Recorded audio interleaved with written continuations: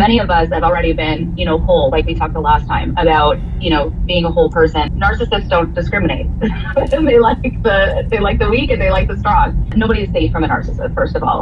But coming out of it and then going through your healing, you will bounce back. You may not be the exact same person, but that core of who you are as a beautiful soul and somebody who's happy and loving and free, or, that definite core of who you are is going to come back. You just have to nurture that side of you. I think a lot of times we say, oh, you're never going to be who you were because, once you go through trauma, you're completely changed. And yes, trauma does change us. It changes our brains. It changes the way that we perceive life and all of that. But at the same time, who you are is still inside. And so I like to focus too on some of what are the things that bring back my innocence of who I am. What did I like to do as a kid? Did I like to go bike riding? Did I like to go rollerblading? Did I like to paint? What are the things that brought me joy and light? And so when I remember those things and then I start to do them again, and sometimes trauma is surrounded by that because narcissists will use the very beautiful things about you.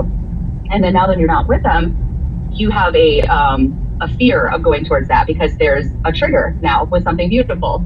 And now the only way to remove that trigger with something beautiful is now to do it again on your own, to bring up your innocence, to, let that come up and just slowly do it piece by piece. It may be hard to start coloring because they called you stupid and thought you were a child because you enjoyed coloring or painting or whatever it was.